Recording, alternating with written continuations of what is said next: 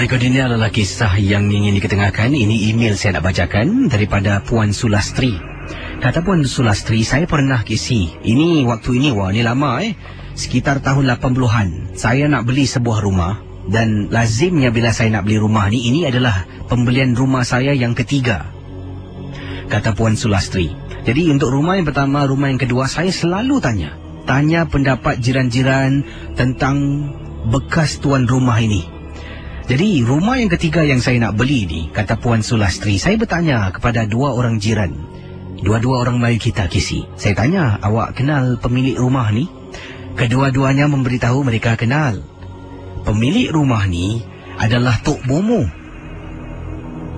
yang menjalankan banyak sangat kerja-kerja membantu orang-orang tertentulah yang nakkan jalan ringkas untuk mencapai kebahagiaan hidup.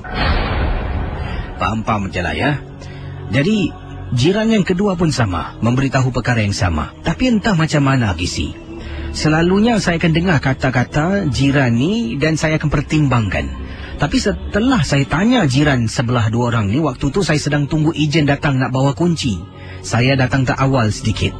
Jadi sempatlah saya naik atas, saya ketuk pintu. Waktu tu saya ketuk pintu, jiran yang pertama tu buka pintu dan saya tanya. Sebab saya kata nak berpindah kat sini, saya nak tanya tentang rumah ni. Jadi dia pun cakap lah, berceritakan.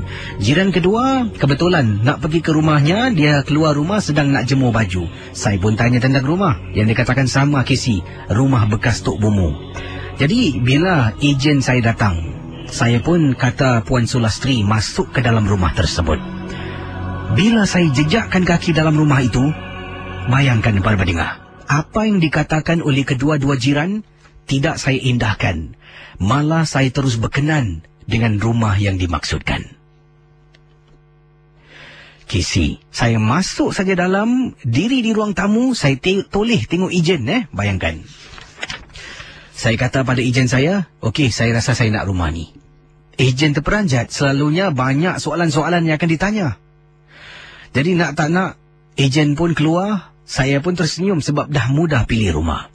Kemudian beberapa hari setelah saya sign semua dah siap lah, tinggal nak serahkan kunci pada saya datang lagi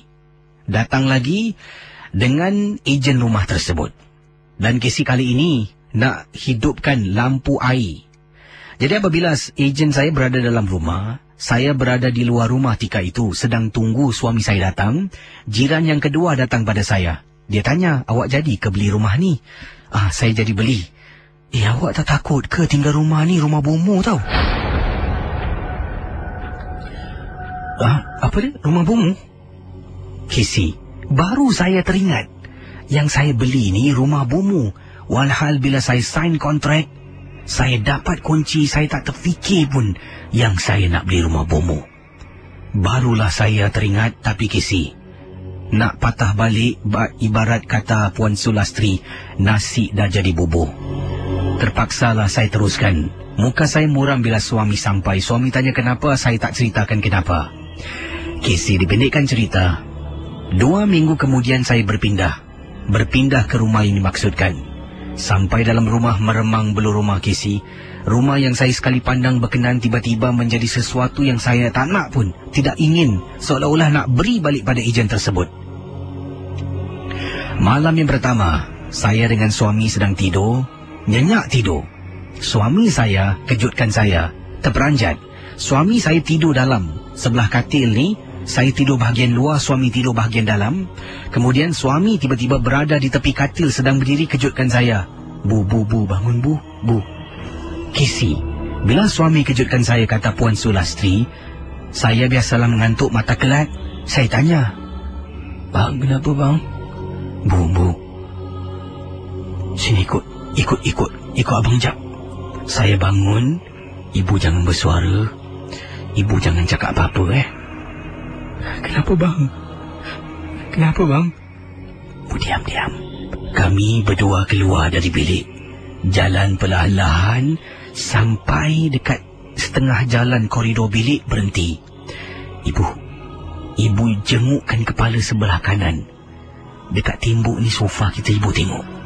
Kisi, nak tahu apa saya nampak dan suami saya tadi nampak? 4 perempuan, Kisi. 4 perempuan dalam rumah sedang duduk di sofa rumah saya dengan suami. Kisi, saya nyaris-nyaris nak terpekik. Suami saya ambil tangannya tutup mulut saya.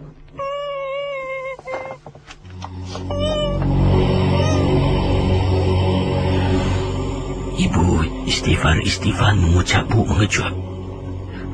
Saya dapat tenangkan diri, barulah suami lepaskan tangan dari mulut saya. Kami suami isteri masuk dalam bilik kami. Bang, apa tu bang kat luar bang? Bang, apa tu bang? Abang tak tahu. Abang tadi nak pergi toilet. Abang nampak dia duduk kat situ. Apa benda tu Bang, saya minta maaf bang. Kenapa? Saya tanya jiran-jiran. Rumah ni rumah bekas bomo bang. Kenapa awak tak bilang saya? Para pendengar Ria 897 FM, kata Puan Sulastri, malam tu mereka suami isteri tak tenteram duduk dalam rumah. Bila fajar menjelang, mereka suami isteri mendapatkan bantuan dari seorang ustaz yang datang semak rumah. Kata ustaz tu, rumah kamu ni panas, ada barang yang tertinggal. Barang, kisi dia kata, barang yang tertinggal. Dan dipendekkan cerita, kata Puan Sulastri, kisi nak tahu tak? Bekas penghuni lama rumah yang saya tinggal dengan suami pada tahun 80-an, kisi. Sebenarnya ada memelihara 4 Pontianak. Saudara pendengar Misteri Jam 12, rumah yang disebutkan ini adalah rumah di salah sebuah estet perumahan yang berada di kawasan mana? Di kawasan mana? Estet perumahan yang ada di kawasan Gimo. Itulah kisah ini kita dapat mempelajari sesuatu. Kalau nak buat keputusan bagi perkara-perkara yang besar macam ni, beli rumah ni, jangan buat sendiri, ajak suami duduk berunding, berbincang dulu.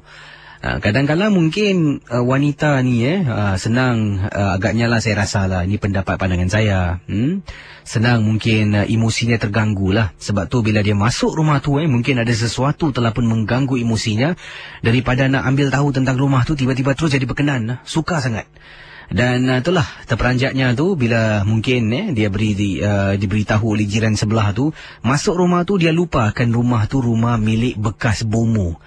Dan mungkin bomo tu ada pelihara. Sebenarnya kisah daripada Puan Sulastri ni agak panjang. Saya banyak ringkaskan dan potongkan kisah-kisahnya. Ada 4 muka surat Kalau boleh 1 muka surat dah cukup lah. 1 pun kalau boleh setengah muka surat tu dah memadai lah. Anda ringkaskan saja dan straight to the point lah. Jadi senang untuk saya ketengahkan. Tapi ini 4 muka surat, saya baca satu-satu dan fahamkan. Dan mana yang patut saya ketengahkan. Jadi ada perkara-perkara yang diceritakan di sini. Dikatakan tanya pada jiran. Jiran terkejut lah bila Puan Sulastri dah buat keputusan, malah dah dapat kunci nak memiliki rumah tersebut. Dan alangkah terperanjatnya bila sekali lagi diberitahu oleh jiran, awak betul nak beli rumah ni, ni kan rumah bekas bomo. Baru dia sedar. Sebelum ni tak sedar kali kedua diberitahu tu baru ini kan rumah bomo, kenapa aku nak beli macam-macam Kalau tadi tentang Cik Pun, yang ini juga tentang Cik Pun.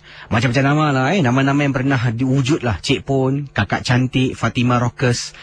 Dan nama asalnya Pontianak. Dari mana datangnya nama ini saya tidak pasti. Tapi itulah nama-nama yang diberikan kepada makhluk seorang wanita yang mempunyai sejarah di sini. Kalau boleh saya bacakan sedikit sejarah melalui satu laman blog yang saya ada jumpa. Bagaimana wujudnya seorang manusia yang digelar Pontianak. Wanita ini harus mati ketika melahirkan anak. Dan kedua-dua wanita dan anaknya mati dalam masa yang sama. Kalau anaknya selamat, ibunya meninggal, tak boleh jadi Pontianak lah. Kalau anaknya meninggal, ibunya selamat pun macam itulah. Anaknya selamat, ibunya meninggal pun sama lah. Jadi kedua-duanya, anak dalam kandungan, isteri ataupun ibu yang melahirkan harus mati dalam waktu yang sama. Bila mayat ini dikebumikan, ingat saudara, jangan kita percaya dan ikut, tapi inilah yang saya ada terjumpa di laman blog, salah sebuah blog di sini Katanya bila Orang ataupun ibu yang mati melahirkan ataupun ringkas bahasa pasalnya digunakan, ibu yang mati beranak ini tidak dikebumikan dengan cara-cara yang tertentu. Maka hiduplah makhluk tersebut, kembalilah makhluk tersebut mencari mangsa sebagai Pontianak. Antara perkara yang disarankan oleh penulis blog ini, pernah dia kata terbaca di mana ibu yang mati Pontianak ini di bawah ketiak ataupun di bawah tangannya lah, di bawah bahunya tu harus diletakkan 2 biji telur. Dan telur ini bukan sebarang telur lah, telur yang telah pun dijampi serapa dan harus diletakkan di bawah bahu, dekat kawasan ketiak, supaya wanita ini tidak boleh bangkit dan terbang. Dan dikatakan banyak lagi perkara-perkara yang saya tak nak sebutkan. Mungkin nanti ada yang tersalah faham dan tersalah taksir satu hal lagi. Baik, setelah Pontianak ini bangun daripada matinya, dia akan menjelma sebagai seorang roh seorang ibu, seorang wanita, dan seringkali akan kelihatan menggendong seorang bayi yang dibungkus dengan kain putih, iaitu kain kafan. Kadang-kala makhluk Pontianak ini akan mengganggu mereka di tepi-tepi jalan. Kadang-kala ia berada di atas pohon, di atas pokok, dan akan menyerang mangsa-mangsa untuk mendapatkan apa? Mendapatkan badan sebagai tempat dia menghuni. Jadi mendapatkan badan tu, kalau boleh ada seorang wanita sedang berjalan, maksudnya di sinilah wanita itu mungkin berbadan tak bersih, Jadi Pontianak akan merasuk badan tempat wanita tu, ambil alih tempatnya supaya mempunyai jasad. Sebab dikatakan Pontianak hidup sebagai roh, bukanlah sebagai jasad secara amnya. Jadi itulah sedikit informasi, kisah sejarah tentang Pontianak. Dikatakan harus mati ketika melahirkan ataupun Pontianak mati beranak. Di sini ada juga mantra-mantra yang dikongsi sama yang saya takkan baca semua. Tapi kalau seseorang itu ingin berjumpa dengan Pontianak, pastikan anda berada di tempat-tempat yang tidak mempunyai elektrisiti dengan wire yang banyak di sini sana.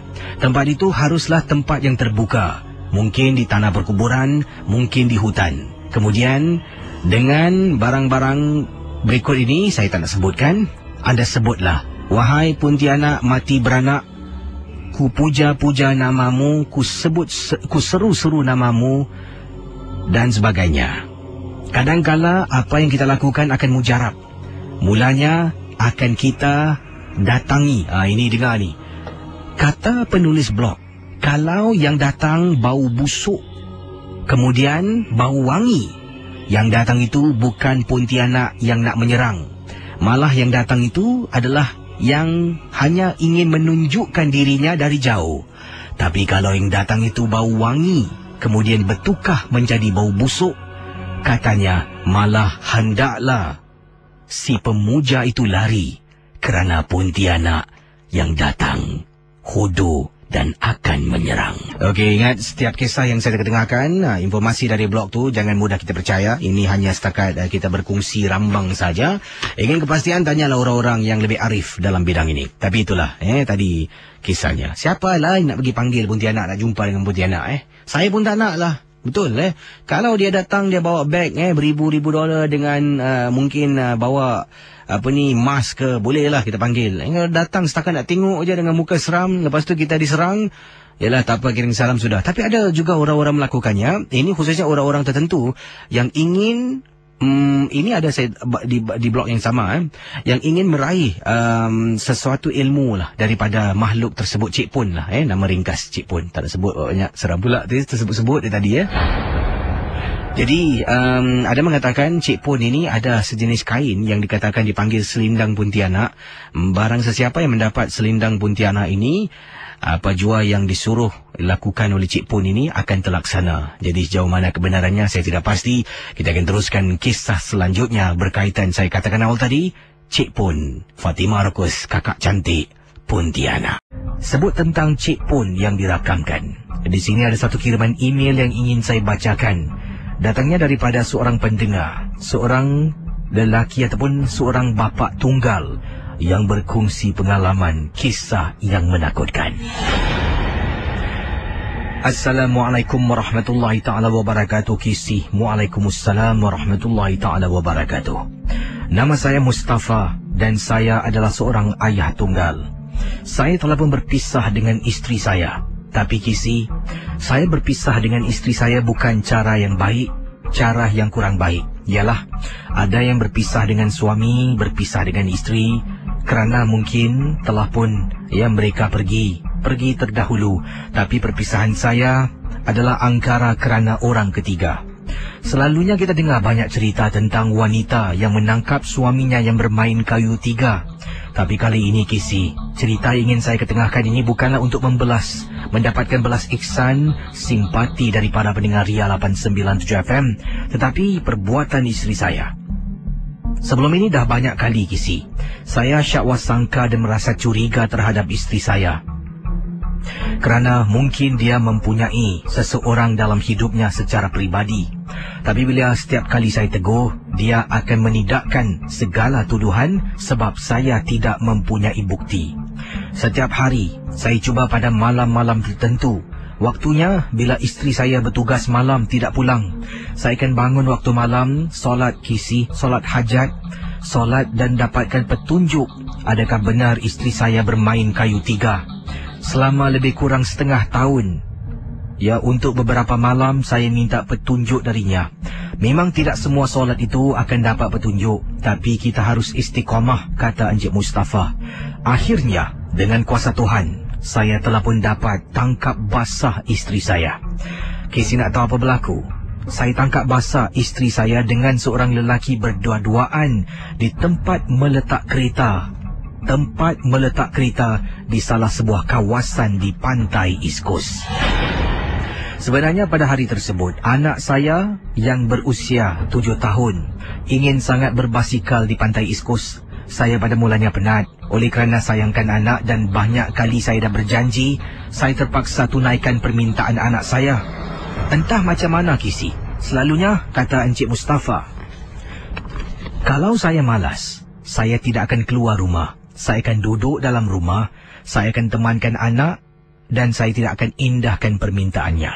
Pada malam tersebut tergerak hati Kisi. Sekitar pukul 7 malam, saya turun ke pantai East Coast bermain basikal dengan anak. Basikal itu saya bawa sekali lah, letak dalam kenderaan, kemudian letakkan kereta di tempat meletak kereta kapak nombor ... Bila turunkan anak dengan basikal daripada kenderaan, saya ternampak ada seorang wanita dalam kereta sebelah yang sama rupanya macam isteri saya. Kisi nak tahu apa berlaku? Apabila saya rasa itu isteri saya ketuk tingkap. Mereka berdua terperanjat. Saya tangkap basah isteri saya dengan seorang lelaki. Dipendekkan cerita, sebab itulah saya berpisah dengan isteri, kata Encik Mustafa. Isteri saya sampai sujud, katanya, tolonglah, jangan tinggalkan dia, tolonglah. Dia tidak akan buat lagi, macam-macam Kisi. Sampaikan ibu mentua saya pun pujuk saya. Tapi hati ini dah remuk melihat isteri saya bermain kayu tiga, kata Encik Mustafa. Akhirnya saya berpisah.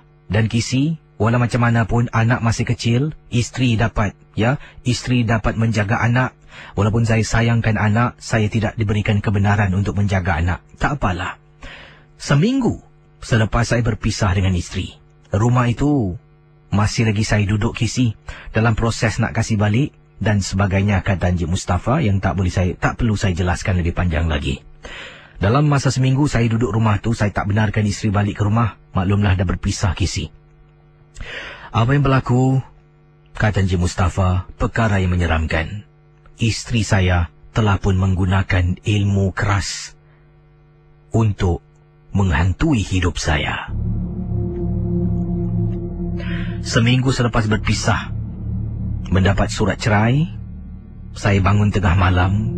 Ada orang panggil nama saya berkali-kali.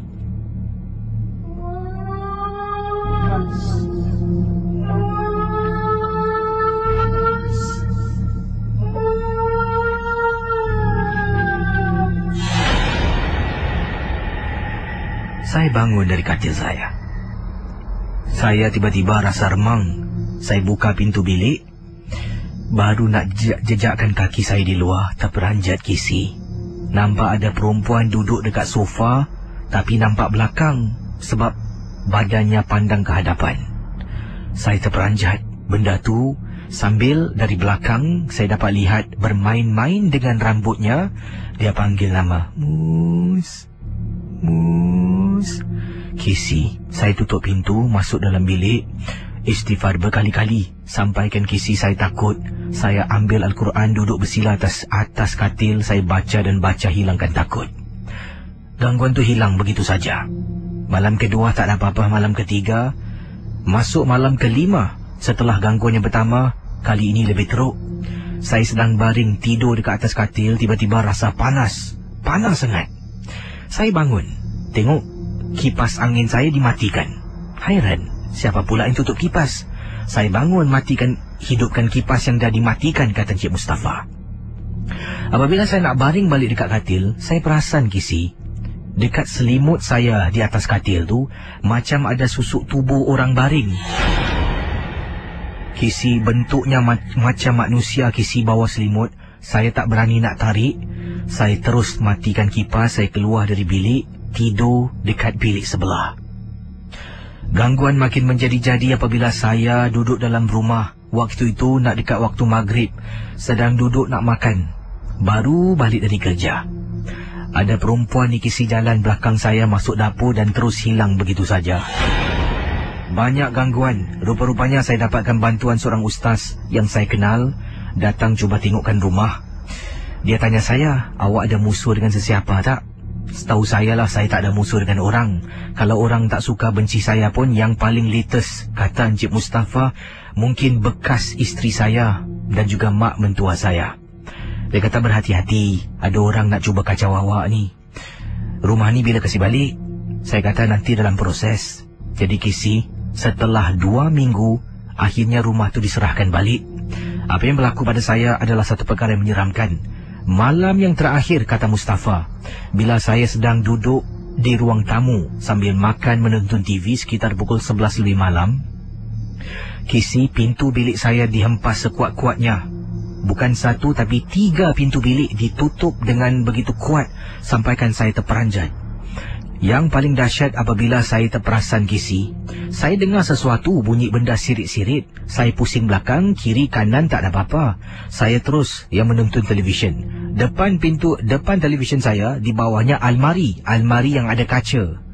Kemudian daripada refleksi kaca tu, saya tengok betul-betul dekat sofa sebelah kiri saya, tepi armrest, dalam keadaan merangkak, saya nampak Kisi ada perempuan sedang tengok saya tersenyum melalui reflection daripada TV. Daripada almari TV yang ada di hadapan saya, kata Encik Mustafa. Bila saya nampak muka wajah wanita tu, saya terperanjat Kisi. Saya ketakutan. Rupa-rupanya saya mungkin, saya salah, tapi saya rasa isteri tak puas hati sebab saya tinggalkan dia, sebab saya berpisah dengan dia. Saya nak tanya pada para pendengar Misteri Jam 12, adakah dengan berpisah dengan isteri, saya telah pun melakukan satu kesilapan? Kalau betul, berilah tahu saya. Saya ingin tahu, adakah saya dah buat satu kesilapan dalam hidup ini? Terima kasih. Dari Mustafa. Mereka Ria 897, saya akan bacakan kiriman SMS yang ada di hadapan saya ni, yang ringkas saja, datangnya daripada Kak Fatimah berkongsi. Kata Kak Fatimah, apa khabar Kisi? Khabar baik. Boleh tolong pengalaman, tapi ini yang ringkas, kakak tak tahu macam mana nak ceritakan lebih terperinci pada Kisi dan juga pendengar Misteri Jam 12. Kata Kak Fatimah, kakak tinggal di kawasan Punggol. Rumah kakak ni menghadap tempat letak kereta bertingkat. Dan pernah sekali Kisi, di kawasan Punggol, tempat letak kereta Punggol ni kecoh. Sampaikan kakak tahu, anak kakak, jiran-jiran yang lain pun ada yang tahu dan pernah terlihat. Kakak sendiri secara peribadi pernah melihat kelibat Pontianak dekat Kapak Punggol. Wah, di tingkat 3. Kata Kak Fatimah, waktu itu kakak sedang berada di tingkap dapur dan sedang menantikan anak kakak ni telefon suruh temankan dia, jenguk-jenguk dekat luar tingkap. Jadi kakak jenguklah di luar tingkap dapur menantikan anak pulang dari tempat tugas. Dan anak pulang dengan transport lah di tempat tugas yang menghantarnya. Nampak transport anak sampai, anak pun keluar, kakak lambai-lambai, dia pun lambai kakak, dia masuk ke kolong blok. Baru kakak nak pusing masuk ke dalam bilik, kakak terperasan di Kapak Punggol, tempat letak kereta bertingkat, terlihat kelibat seorang wanita. Dia bergerak, tapi bukan berjalan Kisi. Seolah-olah dia terapung-apung. Dia gliding di kapak tersebut. Dan hairan, setiap kali dia lalu di bawah lampu, kapak tu kan ada lampu di atasnya, lampu tu akan kelap-kelip seolah-olah ada gangguan elektrisiti, kata Kak Fatimah. Bila ternampak benda tu sebelum ni, kakak dah tahu dah pernah dengar pun jiran-jiran sebelah mengatakan penampakan Pontianak dekat kapak Punggol. Jadi bila dah terlihat tak terkejut pun, tapi memang menyeramkan. Ya, pertama kali saksikan depan mata secara langsung. Itu saja. Boleh tanya tak pendengar yang lain tentang kapak dekat Punggol, penampakan kakak cantik ataupun Pontianak yang pernah juga dirakamkan dan dimasukkan dalam blog Misteri Jam 12. Oh, okey. Seram juga kalau duduk hotel macam tu Dan ini ada respon nampaknya tentang Pontianak di Punggol ni. Sebut nama penuh Pontianak pula. Sebut lagi. Baik, daripada Hashim kata, Casey, saya rasa itu adalah satu berita yang benar sebab saya sendiri pernah ternampak benda yang sama. Waktu tu saya pulang rumah 1:20 pagi sambil mendengar Misteri Jam 12. Biasalah kalau dah balik lambat ni, kapak selalu sebelah atas. Saya pusing sampai tingkat atas baru jumpa kapak Casey. Saya pun letakkan kenderaan saya. Dah ghostan dah cantik Casey. Saya dah keluar, tinggal nak turun dari kapak tu. Bila saya jalan, saya terperasan Casey, dekat salah satu pintu sebelah kanan ada pintu nak turun tau. Pintu tu nak kena tolak baru boleh kita turun tangga lah. Jadi pintu tu ada orang tarik, tutup, tarik, tutup. Takkanlah pintu ni rosak. Jadi saya rasa di sebalik pintu tu ada orang. Saya jalan lah, tak fikir panjang. Makin dekat dengan pintu, ini kapak dekat Punggol makin dekat dengan pintu tu, saya bau Casey, bau wangi sangat. Kemudian dah tahu dah, ini ada benda yang tak kena. Kata teman kita ni, saya patah balik ke kenderaan saya. Saya hidupkan enjin, pusing balik Casey, turun bawah, letak kenderaan saya, loading unloading bay, tawakal lagi Casey, saman-saman lah.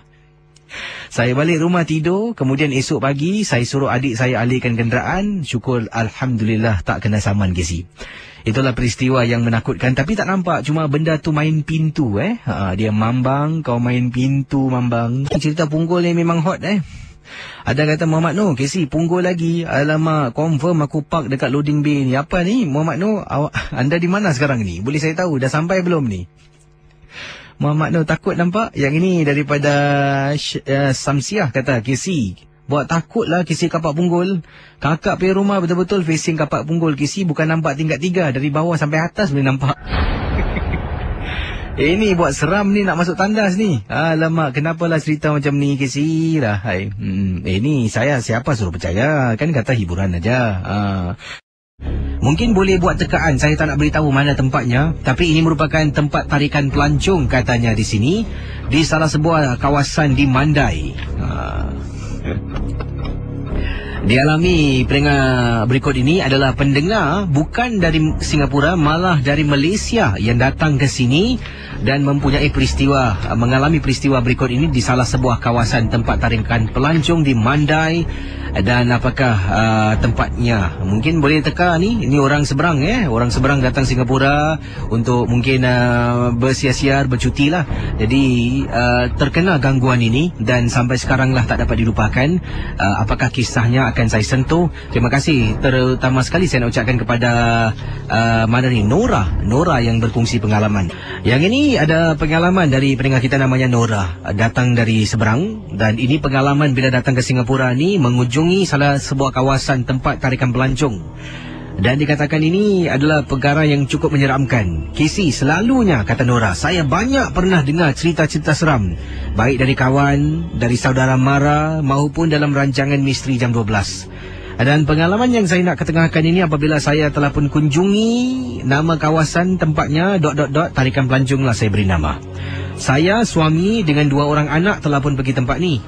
Waktu tu sekitar pukul 8 malam. Jadi bila saya sampai di tempat yang dimaksudkan ini, saya pun membeli tiket. Ada 2. Satu kita boleh jalan kaki, satu lagi katanya kita ada tram ride untuk menaiki kenderaan. Akan kenderaan itu bawa kita pusing lah satu kawasan tu, kemudian balik ke tempat asal. Kita untuk mengambil pram ataupun tram ride, kata Nora. Saya dengan suami memang gairah kisi nak kunjungi kawasan ... inilah. Saya dengan suami dengan anak kongsi satu kawasan tempat dalam tram ride ini, dan kemudian dia bawalah kita melihat haiwan-haiwan di waktu malam ni. Bila dah pusing semua, kemudian saya dengan suami dengan anak-anak mula nak berjalan kaki. Kami jalan berasinganlah. Saya 4 beranak saja. Sampai dekat satu kawasan ni, tempat disimpan haiwan sekian-sekian ni, anak saya, anak perempuan, ternampak sesuatu. Dia tunjuk saya dekat atas. Ma, dekat atas pokok tu yang colour putih tu apa, Ma? Jadi saya dengan anak perempuan saya di hadapan, suami saya pula di bahagian tepi dengan anak lelaki saya. Jadi saya tengok, saya perhatikan lama, saya tengok kain apa tu dekat atas pokok. Saya panggil suami saya, bang. Anak dengan suami saya pun datang. Bang, tengok. Bila saya tunjuk aja benda tu terbang dari satu pokok ke pokok yang lain, barulah kami faham apa yang kami nampak, Kisi. Kisi, pertama kali, kata Nora, Kisi, nampak Pontianak bukan di kampung sendiri, malah di Singapura. Bila ternampak benda tu terbang satu pokok ke pokok yang lain, saya, suami dengan anak-anak ke belakang pusing. Terus kami pergi ke tempat lain. Tak nak lagi beredar-edar dekat kawasan tu sebab tak ada orang lain, Kisi, kecuali keluarga saya, kata Nora. Tapi biasalah manusia, nampak sekali pasti tengok-tengok lagi. Bila pusing belakang dah tak ada, benda tu dah hilang. Menakutkan sangat-sangat depan mata saya benda tu terbang dari satu pokok ke pokok berdekatan. Itulah pengalaman dikongsi oleh Nora. Di kawasan mana agaknya? Anda sendiri fikirlah. Saya pernah bila saya baca kiriman Nora ni, terima kasih Nora kerana email anda ni mengingatkan saya tentang pengalaman yang pernah diceritakan pada saya apabila saya berada di Hamid & Son, kalau tak silap saya. Ada 2 budak ni datanglah, jadi mereka berjumpa dengan saya nak bercerita pengalaman, dan 2 budak ni bertugas pekerja di tempat yang dimaksudkan. Jadi apa yang mereka ceritakan pada saya ni memang menyeramkan. Katanya mereka bertugas sampai lewat malam. Biasalah tempat tu kan. Ada kalanya tempat tu bila ditutup saja, mereka harus pastikan kawasan tu tidak ada orang lain lah. Jadi semua dah balik sebelum mereka tutup. Jadi ada 2 budak ni lah, dia dan temannya buat pusingan rounding lah untuk kum di area katanya di sini. Untuk bersihkan tempat tu supaya dah tak ada lagi pengunjung lah, semua dah balik. Jadi bila sampai dekat satu kawasan kandang harimau buas ni lah, beliau dari jauh ni nampak ada budak perempuan ni sedang diri. Jadi dia pun panggil lah. Dia panggil, excuse me, dalam bahasa Inggeris lah, tak tahulah tu orang Melayu ke bukan. Dia panggil sekali, dia teriak, excuse me. Benda tu berdiri tak bergerak. Dia panggil lagi, excuse me. Benda tu berdiri tak bergerak. Bila dia panggil tu, bila dia sedang berjalan tu memanggil, menegur orang yang sedang berdiri di depan kandang binatang buas tu, seorang lagi temannya yang sepatutnya jalan dengan dia, jalan lambat sedikit, sedang seronok berbual dengan kekasih di handphone. Jadi si mamat ni jalan depan, lat beberapa tapak jauh tu, si kawannya sedang berbual di telefon. Kemudian lepas habis berbual telefon, si budak di belakang ni menghampiri temannya di hadapan, dan dia tanya, "Kau excuse me kat siapa? Aku kat belakang." Tengoklah orang tu, aku panggil dia tadi. Ni apa yang saya boleh ingat lah. Jadi bila dia tegur, teman dia kata, kau ni tengok siapa, kau jangan main-main lah. Mana ada orang kat depan kau? Kisi, bila temannya kata tak ada orang, dia mati-mati, kau jangan main sih. Aku nampak sih. Benda tu jaraknya daripada mereka dan juga wanita sedang berdiri tu. Saya tak ingat berapa dia beritahu saya, tapi mungkin jarak dekat lah. Setelah temannya tegur, yang temannya sendiri tak nampak apa-apa, mereka terus beredar dari kawasan tu. Dan mereka menceritakan ramai juga pegawai-pegawai yang bertugas di tempat yang sama nak bila ada pesta-pesta Halloween. Pesta Halloween, orang turun dengan pakaian, topeng yang menyeramkan, dah tak boleh bedakan manusia dengan hantu. Sebab terlampau sangat ramai berkeliaran, dan pernah juga ada kes-kes yang menceritakan tentang kawasan tu lah, yang ada nampak pelanduk dua serupa. Ingatkan manusia tapi bukan, rupanya benda tu pun nak berpesta.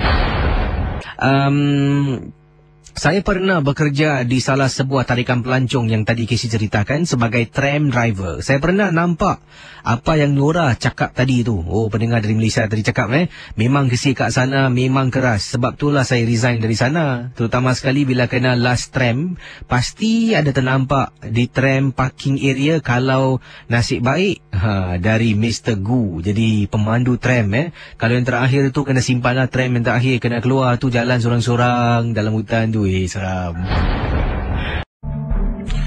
Dari seorang teman kita namanya Firdaus. Assalamualaikum Kisi. Waalaikumsalam warahmatullahi taala wabarakatuh.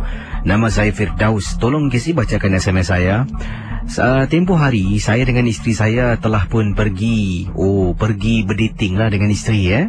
Kami naik kenderaan dan kami telah pun naik ke puncak Mount Faber. Mungkin ada pendengar-pendengar pernah ke sana, kata Firdaus. Bila sampai, kami letakkan kenderaan betul-betul dekat tepi bukit. Ada slope tu di sana, terpaksa letakkan kenderaan di tepi dan saya keluar dengan isteri berjalan lah. Kami jalan, kemudian ada tangga, naiklah makin lama makin tinggi, dan dekat satu sudut ni ada tempat boleh kita teropong-teropong. Mungkin ada pendengar-pendengar yang pernah ke Mount Faber. Kata beliau, bila saya dengan isteri saya sedang berada di dekat kawasan tu, saya pun letaklah duit untuk teropong. Jadi sedang saya cuba teropong kiri kanan, tiba-tiba mungkin dengan pergerakan tangan saya lah, izin Tuhan ni, teropong saya ni terus tertumpu pada satu sudut di salah sebuah pokok yang agak jauh dari tempat saya dengan isteri berdiri. Bila saya terteropong benda tu, saya terperasan tengok apa benda ni. Pada mulanya, saya fikirkan seekor burung. Apabila saya tengok betul-betul, Casey nampak muka dia, manusia atas pokok Casey, punyalah hodoh pertama kali saya nampak. Kemudian lama Casey, isteri saya pula, bang, saya nak tengok bang. Isteri saya tak tahu yang saya ni sedang tengok sesuatu yang menyeramkan.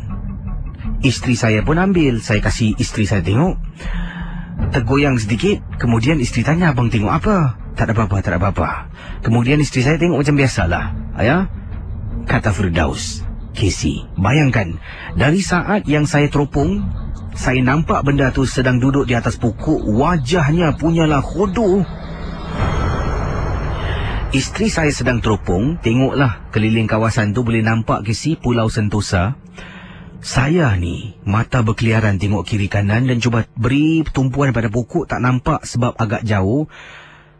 Tiba-tiba Casey, saya tengok dekat belakang saya ada pokok besar. Tengok atas pokok besar tu ada macam kain putih berkibaran. Saya terus bisik kat telinga, Yang jom pergi yang. Kenapa bang? Pergi. Turun tangga laju Casey. Dekat bawah tangga tu ada seorang security guard ataupun pengawal keselamatan orang Cina tu sedang duduk. Dia tengok kami lari tergopoh-gapah. Saya pun tengok dia, saya tak sempat nak tanya pasal tempat tu. Masuk kenderaan, berdesut Casey, saya dengan isteri saya keluar. Dalam perjalanan nak turun, bila nak turun Mount Faber Casey, kena turun seleku tu, belok-belok, ada belok sana belok sini. Sedang dalam perjalanan turun, ada benda putih terbang melintas depan kenderaan. Saya terus pijak brek. Nasib baik saya dapat kawal kenderaan saya. Isteri saya terjerit, bukan kerana ternampak benda tu, terjerit sebab kami nyaris-nyaris kemalangan jalan raya. Setelah saya tenangkan diri, istighfar, isteri saya menangis, kata jangan bawa, pandu laju-laju. Barulah saya pandu perlahan-lahan turun bukit Casey. Pertama kali saya nampak benda tu boleh tahu saya dah lihat dia. Dia datang mengganggu saya dengan isteri. Nasib baiklah dia tak ikut kami pulang, dan itulah pengalaman yang tak dapat saya suami isteri lupakan sampai bila-bila. Terima kasih dan selamat tengah malam Casey. Baik pendengar Ria 897, saya akan teruskan dengan kisah-kisah misteri anda di Ria 897 FM. Berikut ini kisah dari kiriman SMS yang terusnya akan saya terus berkongsi pengalaman. Dan ingatlah saudara, setiap kisah yang diketengahkan hanya satu hiburan dan pengalaman daripada Zulhaimi berkongsi peristiwa yang menyeramkan.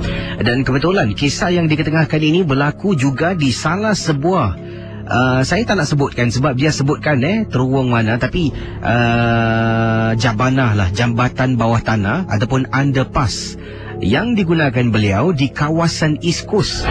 Dan kata Zulhaimi, saya dengan teman saya sebenarnya dah pun buat rancangan. Kami seramai 12 orang berada di pantai East Coast ketika itu, Kisi.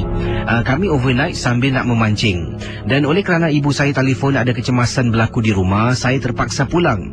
Waktu itu sekitar pukul 10 lebih malam. Jadi saya pun kata pada teman saya pulang dahulu, tengoklah. Kalau saya boleh kembali, saya akan kembali. Kalau tidak, minta maaf lah. Jadi saya pun bungkus barang-barang. Memang Kisi marah, tapi oleh kerana di rumah ada kecemasan, kata Zulhaimi, saya pun mula angkat beg saya dan mula berjalan kaki untuk pergi ke perhentian bas berdekatan dengan kawasan saya pancing.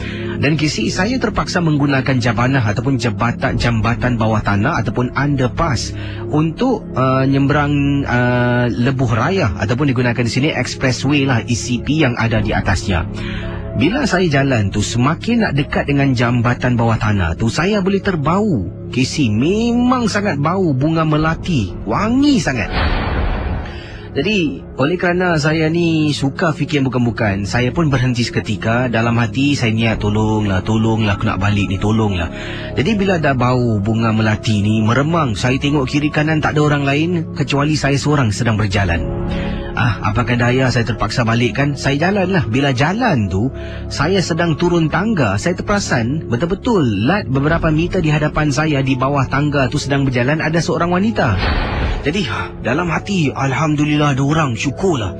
Saya pun turun, wanita tu pun turun. Jadi wanita tu jalan di hadapan saya berada di belakangnya. Saya jalan perlahan-lahan, kemudian di tengah-tengah jambatan tersebut dia berdiri. Para pendengar Ria 897 FM. Kata Zulhaimi, bila wanita tu berdiri, tidak bergerak tengah-tengah jambatan bawah tanah tu, saya mula berhenti. Dan saya mula rasa ada sesuatu yang tak kena. Yang paling menyeramkan apabila wanita tersebut mula menangis ketika dia sedang berdiri. Kisi, kata Zulhaimi, saya tak fikir panjang, saya ke belakang pusing, lari lintang pukang Kisi, naik tangga tu balik, pergi ke teman saya, ketakutan. Dan akhirnya 2 orang temankan saya hantar saya sampai dekat bus stop untuk pulang ke rumah. Itulah pengalaman yang menyeramkan bila kami lalu di kawasan yang sama. Hairan, tidak pula ada bau-bau bunga melati, tidak pula ada nampak wanita, dan wanita itu selepas itu tidak kelihatan di mana-mana pun. Itulah pengalaman. Dan saya pernah dengar juga beberapa pendengar-pendengar dan juga rakan-rakan teman-teman mengatakan salah satu jambatan bawah tanah di kawasan East Coast ni ada juga kedengaran wanita menangis, gangguan-gangguan tertentu. Pernahkah anda mendengar? Dan Zulhaimi sebenarnya ada beritahulah jambatan bawah tanah ni dekat mana. Saya tak nak sebutkan, mungkin benar atau tidak tak pastilah, tapi itulah kisah. Dan akan saya teruskan dengan kisah selanjutnya dalam rancangan Misteri Jam 12. Seram betul kisah awal tadi tu daripada Zulhaimi. Dan mungkin pendengar-pendengar di Facebook Ria pernah tak mendengar kisah yang diceritakan oleh Zulhaimi tentang jambatan di salah sebuah kawasan di pantai East Coast. Ada di sini, ada yang kata ke belakang pusing. Ada di sini Ricky Castello kata ini di Facebook Ria, dia sengaja tu berhenti kat situ tiba-tiba menangis takut kena rompak. Takkanlah orang buat macam tu perompak. Apa dia nak? Dia nak duit je lah. Hantu ke, Pontianak ke, dia apa kisah? Ini ada Jose Antonio Reyes, katanya, Kesi, salah satu terowong di kawasan East Coast memang benar Kesi. Sunyi, sepi, menakutkan, dan beliau kata beberapa kali lalu tak nampak apa-apa, cuma rasa seram pun adalah. Yang ini dari kiriman SMS saya terima ni daripada mana ni? Ini dia.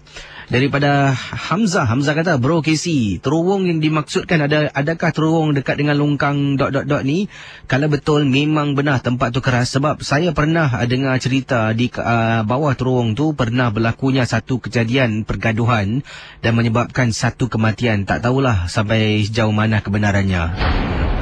Yang ini daripada Fika. Fika kata, Kisi, saya rasa saya tahu terowong mana. Sebab saya dengan ibu dengan ayah saya pernah gunakan terowong yang dimaksudkan, dan waktu tu kami pulang agak lewat lah 11 malam. Nak jalan ke main road, nak naik taksi. Jadi bila jalan di bawah terowong tersebut, memang sunyi. Dari jauh ada terbau sesuatu yang wangi, tapi tak pasti bau apa. Dan kata Fika, bila dah masuk terowong tu, baik-baik saya ni jalan depan, ibu dengan ayah saya jalan belakang. Sebab biasalah orang tua jalan pelan sikit. Hihihi, dia ketawa. Lepas tu katanya, terus saya tarik handbrake ke si. Saya jalan rapat dengan ibu dengan ayah saya. Ayah saya tanya, kenapa engkau takut? Tahulah jalan depan lagi. Terus saya rasa malu paisik lah.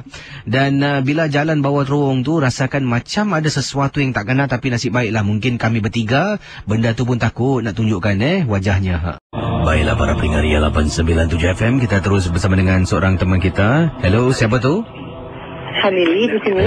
Ada pengalaman misteri Anda nak berkongsi sama tentang apa? Silakan. Tentang waktu itu 2009. Itu semenjak tu waktu itu hari raya kedua, hari raya puasa kedua. Saya diantar pulang oleh kakak saya dari Teluk Belang Heights sampai ke Teluk Belang Crescent. Waktu tu saya tak terfikir apa-apa. Waktu tu kan hari raya, jadi kita semua tengah gairah pasal esoknya nak pergi ke rumah makcik gitu. Seterusnya, tapi selalunya bila kakak saya turunkan saya, dia selalu tunggu sebentar. Jadi bila kita langsung lepas saya langsung jalan, dah lepas beberapa tapak, dia terus teruskan perjalanan dia. Tapi waktu itu, bila pasal saya fikir kakak saya bayar separuh teksi, saya bayar separuh teksi. Jadi bila saya campakkan duit, dia campakkan balik keluar. Jadi jatuh. Bila saya tutup pintu tu, saya ambil duit, saya tengok ke kanan. Terkejut betul bila saya nampak Pontianak.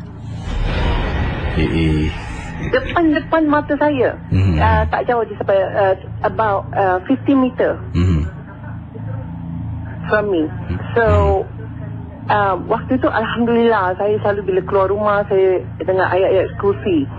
Jadi waktu itu bila saya nampak tu macam tak percaya gitu. Surrounding saya tu semua tak dengar apa-apa. Saya fikir kalau ada orang tu boleh tahan jugalah kan. Tak berapa seram. Tapi sunyi sekali. Tapi since saya dah tak boleh buat apa-apa tu, saya teruskan baca ayatul kursi yang saya tahu. Kemudian saya fikir, alamak, saya harus jalan ni untuk lagi another about 100 meter tu naik rumah saya.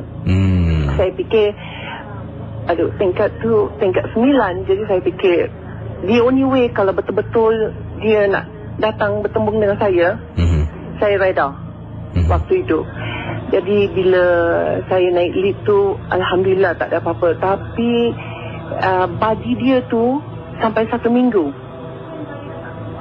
Tak.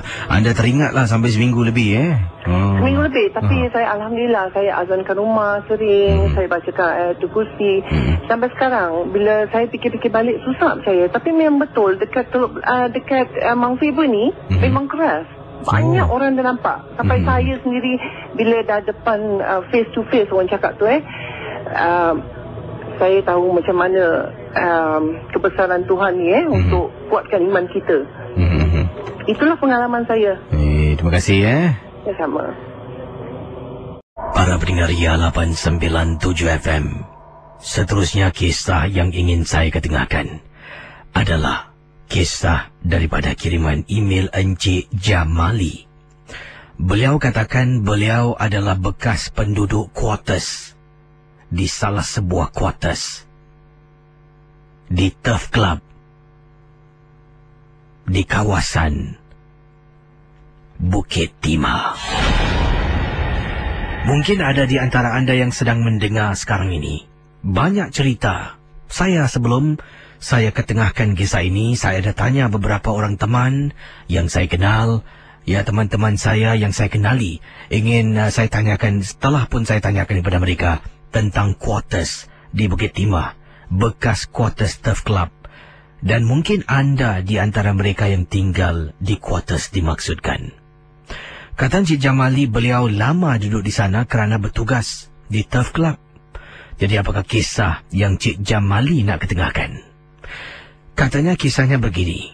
Pengalaman yang tak dapat dilupakan. Berlaku agak lama dahulu. Pengalaman berdepan dengan sesuatu.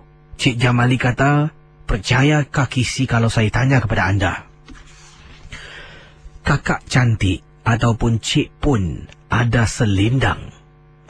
Kalau sesiapa dapat selendang yang dipakai oleh cik pun, kain putih yang rentas di bahunya, seseorang itu boleh menuntut ilmu, apa jua ilmu yang dikendaki.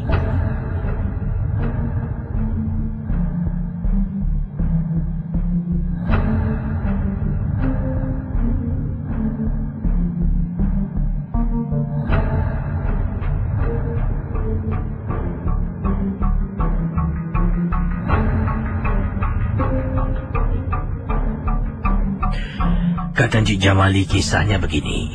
Pada satu malam setelah agak lewat malam saya pulang. Kuarter saya di blok ... tak nak saya sebutkan. Agak dalam Kisi. Saya berjalan kaki. Selalunya saya berbasikal. Tapi hari itu saya macam tak nak berbasikal. Saya berjalan kaki untuk pulang ke blok saya. Dalam perjalanan, saya harus melepasi beberapa blok sebelum sampai ke blok yang saya tinggal. Apa yang berlaku sedang saya berjalan, terjatuh kain warna putih di hadapan saya. Saya mengangkat kain tersebut. Bila pandang ke atas, betul-betul dekat kawasan tingkap, berdiri seorang wanita. Dan saya fikirkan kain ini kepunyaan wanita dekat tingkap tu.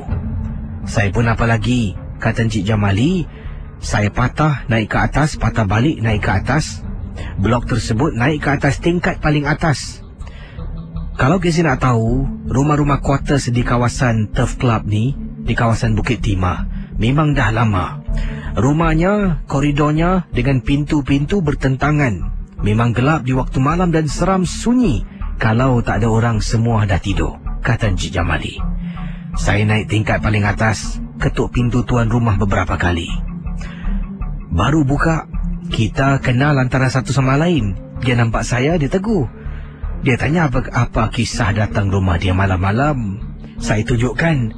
Ni kau punya ni jatuh kat belakang tadi. Dia tengok saya. Apa benda ni? Entah. Selendang ni jatuh dari atas. Tadi aku nampak isteri kau diri dekat tingkap belakang tu. Bayangkan para pendengar. Kata Encik Jamali bila dia serahkan selendang tersebut. Dan Encik Jamali kata tadi nampak isteri berdiri dekat belakang tingkap. Kisi, kata lelaki ni, malam tu dia seorang dalam rumah. Isteri dan anak-anak tak ada di rumah. Mereka bermalam di rumah mak mentua. Cik Jamali kata, tadi betul-betul aku nampak ada perempuan diri kat tingkap kau. Saya dan lelaki ini terus toleh dan tengok ke arah tingkap. Kisi memang benar nampak susuk tubuh wanita sedang berdiri memandang ke arah luar. Meremang bulu rumah, kata Cik Jamali. Baik-baik saya nak balik seorang, saya ada teman. Budak ni lah Kisi. Namanya M, saya tak nak sebutkan sebab dia kenal siapa saya. Kami berdua keluar dari rumah dan kami berdua turun ke bawah. Dia bermalam di rumah saya. Untuk pengetahuan Kisi, ada beberapa penduduk-penduduk di sana mengamalkan ilmu-ilmu tertentu. Tapi mereka semua tak adalah ganggu orang. Baik-baik ilmu itu untuk digunakan perlindungan sendiri. Ada seorang makcik ini berusia 80 lebih tahun. Kisi, makcik ini ada pelihara penanggal. Saya tak bohong Kisi. Penanggal yang dipelihara, kata Encik Jamali, untuk apa? Kata Encik Jamali, kami semua adalah pekerja di Turf Club. Pastinya semua tahu Turf Club itu tempat apa kan? Jadi oleh kerana pemilik Turf Club tersebut takut ada bomoh-bomoh yang akan dihantar. Bomoh akan menghantar makhluk-makhluk halus seperti jin yang akan mengganggu kuda-kuda yang bakal berlumba. Maka itu ada penduduk-penduduk di kawasan quarters ini ditugaskan, selain daripada menjaga kuda, beri makan joki dan sebagainya. Kalau Kisi nak tahu, Ada juga yang ditugaskan untuk berlawan dengan jin yang datang untuk mengganggu kuda-kuda yang akan bertanding. Salah seorang makcik 80 lebih tahun. Dia pelihara makhluk penanggal. Setiap hari Khamis malam Jumaat, Kisi, rumahnya tak berani orang masuk. Dalam rumahnya ada kepala akan makan. Darah yang dia berikan, darah kuda. Kuda yang dah tak boleh lagi berlari, yang tidak lagi ada harapan, ditembak mati, kemudian darahnya akan diambil, diserahkan kepada makcik ini. Mungkin Kisi tanya penduduk quarters ... ini, mereka kenal siapakah makcik yang saya sebutkan. Terima kasih. Berikut ini adalah satu kisah. Yang ini pula satu peristiwa pengalaman yang berlaku di salah sebuah kampung di Singapura, dan berlaku tahun lepas. Ini dari Encik Zainal. Encik Zainal berkongsi pengalaman. Kisi, saya ingin ketengahkan satu peristiwa yang memang menakutkan. Mula-mula rasa seronok tapi kemudian menjadi takut. Saya ada seorang ibu yang duduk di seberang tambak, dan ibu saya memanglah orang Malaysia. Ibu mertua saya orang Malaysia, sebab isteri saya adalah penduduk Malaysia. Dan apa yang berlaku, kadang-kala pada hari-hari tertentu kami akan balik kampung lah, khususnya pada hujung minggu. Kalau kami akan pulang tu sekitar hari Jumaat, dan hari Ahad malam kami akan pulang ke Singapura, sebab keesokan harinya kami semua, saya dengan isteri saya bertugas. Jadi pengalaman yang dimaksudkan ini berlaku apabila pada malam hari. Saya ni memang suka duduk di ambin rumah mak mentua saya. Sambil tu saya akan merokok, Kisi. Dan kadang-kala waktu tu isteri saya kadang-kala sedang menonton TV, ataupun mereka sedang tidur lah. Mak mentua saya pun dah masuk tidur. Jadi pernah satu hari ni, saya ni memang suka sangat dengan kucing. Rumah saya ni, Kisi, ada 5 ekor kucing. Dari Parsi sampailah kucing yang saya dengan isteri jumpa di kolong blok rumah. Jadi bila saya ternampak seekor kucing jalan daripada bawah kolong rumah kampung mak mentua saya, lalu di hadapan saya, rasa bersemangat lah. Saya tinggalkan ambin tu, saya keluar dari rumah, ikut kucing tersebut. Kucing tu, Kisi, lari. Saya nampak dia panjat pokok laju sangat.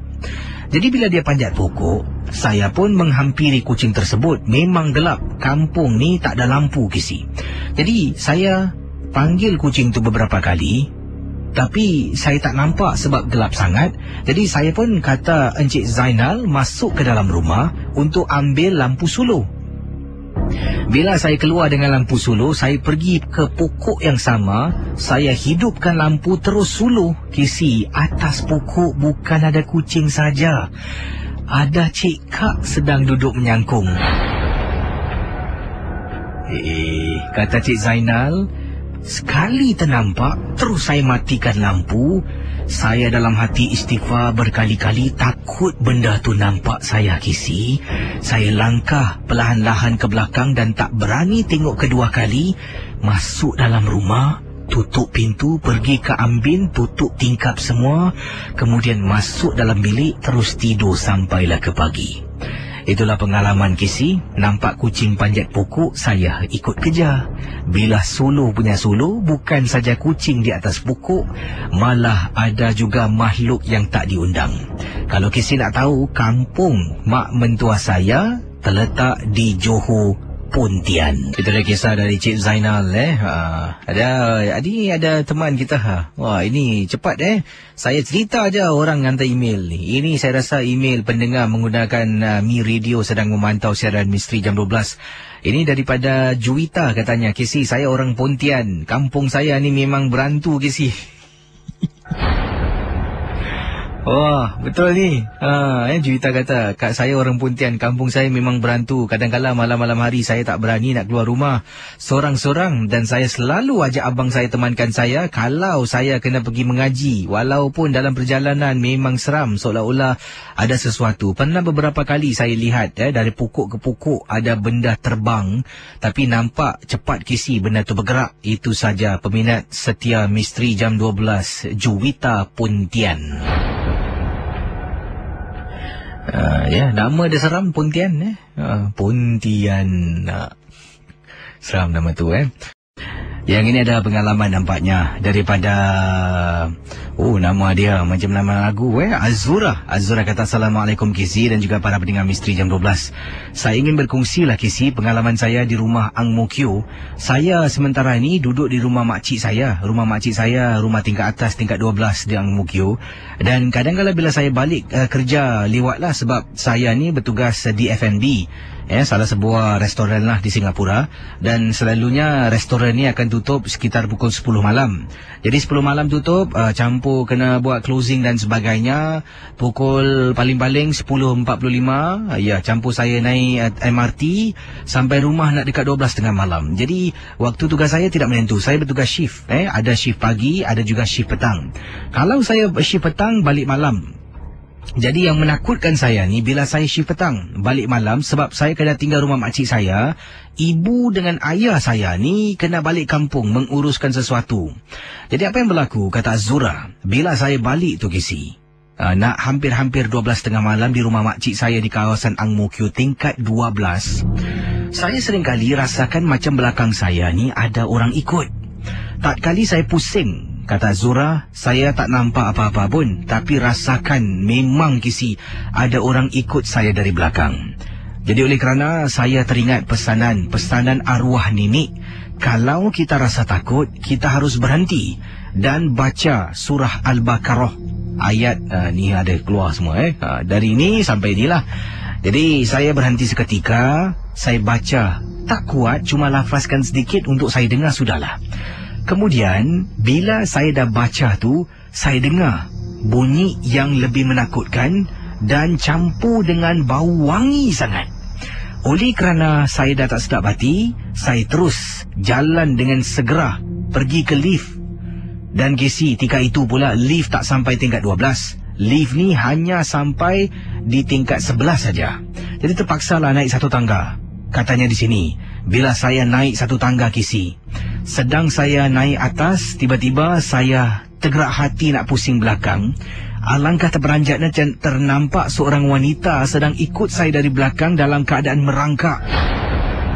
Bila saya nampak, saya terus terpekik sekuat-kuatnya, sebut nama makcik saya berkali-kali lah, meminta tolong macam orang gila sampai jiran sebelah Cina ni keluar. Bangun tengok kenapa, fikirkan ada pencuri. Saya menangis Kisi, dah tak ada sikap malu lagi. Saya terus buka pintu, makcik saya keluar, memeluk saya menggigil ketakutan. Dia bedekkan cerita, di sini kata beliau, rupa-rupanya di kawasan blok yang sama rumah makcik saya di kawasan Ang Mo Kio, tak nak sebutkan blok mana lah ya. Dikatakan di sini, ada tingkat 3 ni, seorang makcik ni yang dikenali sebagai Tok Bomo ataupun dukun. Dan dia ada memelihara benda-benda ni lah. Dan bila malam hari tu, dia lepaskanlah barang-barangnya berleluasa dekat kawasan yang makcik saya tinggal sampai saya diganggu. Kisi, sejak malam tersebut, saya kalau bertugas malam, saya takkan balik rumah makcik saya, malah saya balik rumah saya sendiri lebih selamat. Itulah pengalaman saya Kisi, tolong sebarkan, terima kasih dan selamat tengah malam kepada semua pendengar Misteri Jam 12. Pendengar 897, saya akan teruskan dengan kisah selanjutnya ini. Dan ingatlah, setiap kisah hanya satu hiburan. Tidak ada sesiapa yang boleh mengesahkan kebenarannya. Jangan mudah kita percaya. Jangan kita terikut-ikut. Kalau rasa takut, matikan radio anda sekarang.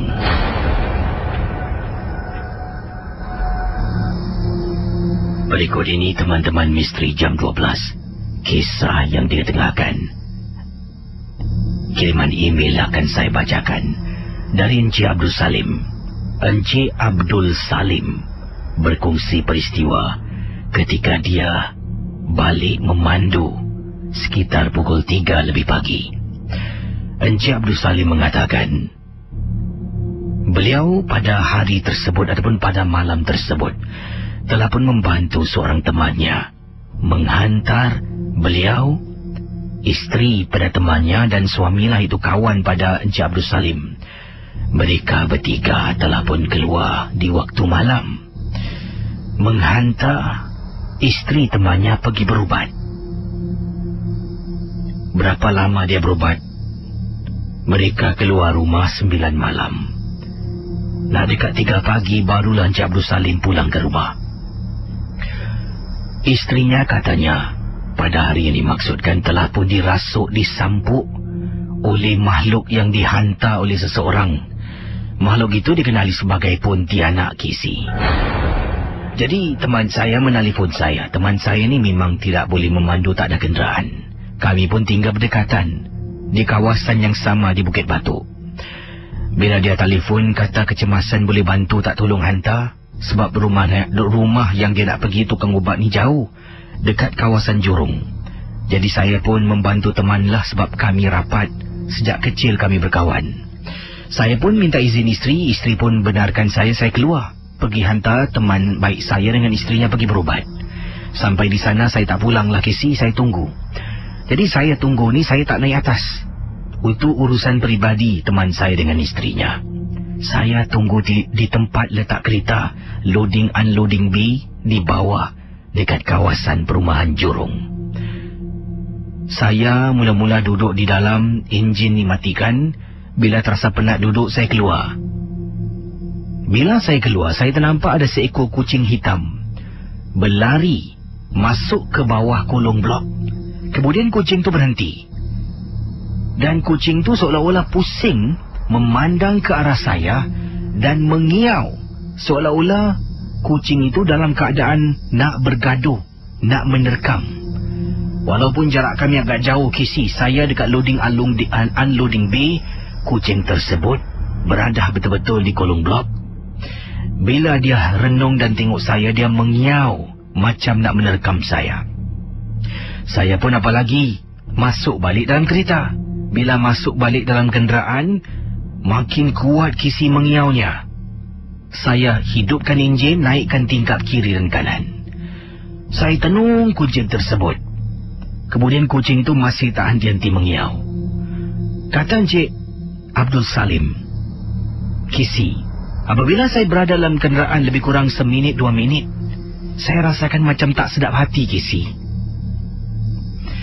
Tiba-tiba saya dengar sesuatu dalam kereta saya tak berani nak menoleh ke belakang. Kisi, rasanya saya tak nampak tapi rasa dan dengar. Pertama kali saya rasa macam ada orang duduk di tempat belakang. Yang kedua, saya dengar Kisi, bunyi suara wanita menangis di tempat duduk belakang. Kisi, saya keluar dari kenderaan. Kemudian saya nampak teman saya turun dengan seorang pakcik datang menuju ke arah saya. Lim, sini. Apa? Sini. Saya menghampiri teman saya yang memanggil saya di kolong blok. Kau jangan duduk dalam kereta. Afzal, tahu tu tak, isteri aku kena sambut Pontianak. Pontianak tu tak ikut naik atas, duduk dalam kereta kau. Kisi, bila saya tuli, pakar tersebut sedang membaca sesuatu di tangannya, kemudian menepuk kereta saya beberapa kali. Dapat rasakan Kisi, walaupun tepukannya yang diberikan tu hanya perlahan saja, tapi gegaran kereta ketika itu memang cukup kuat. Kisi, kemudian pakar tersebut mengatakan suruh saya buka pintu kereta.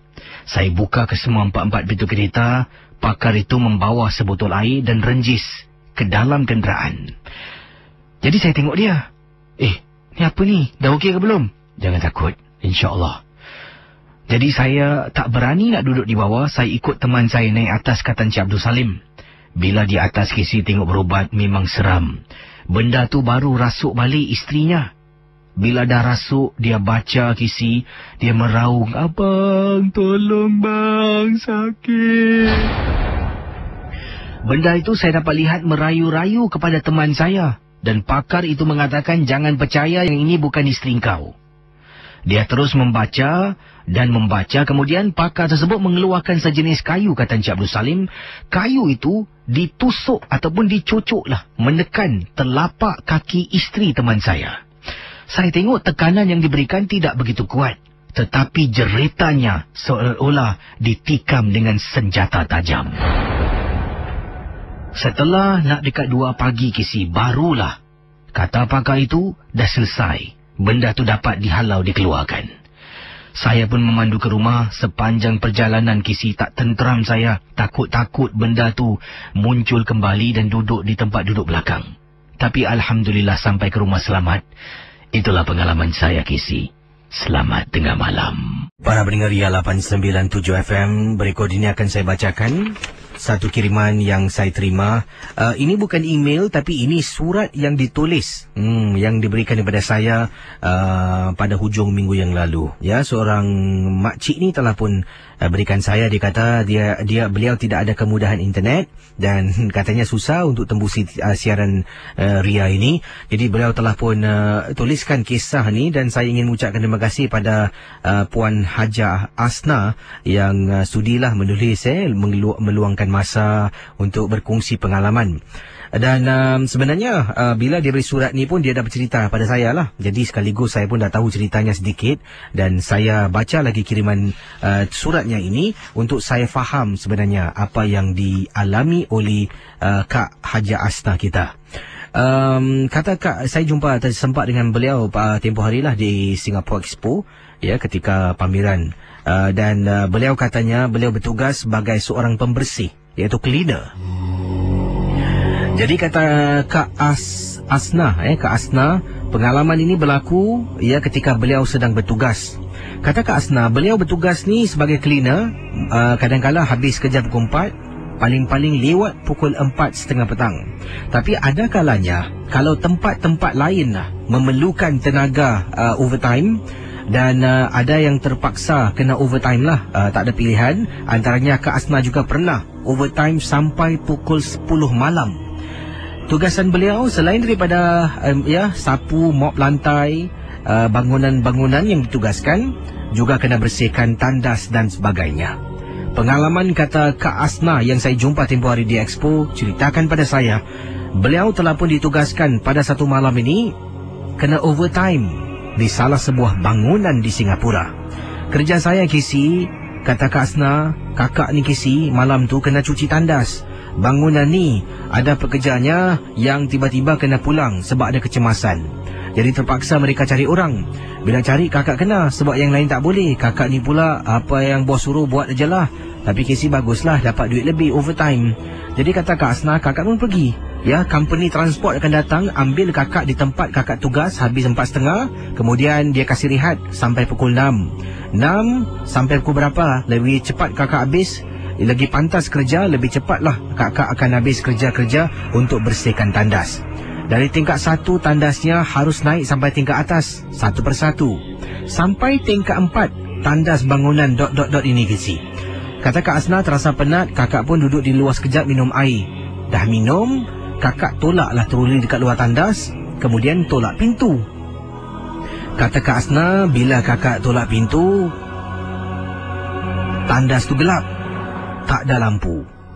Apa yang Kak Asna buat, kakak pun macam biasalah. Kalau dah gelap, cari suis, tekan buka lampu. Buka tutup, kata Kak Asna. Rupa-rupanya lampu dalam tandas tu tak boleh digunakan.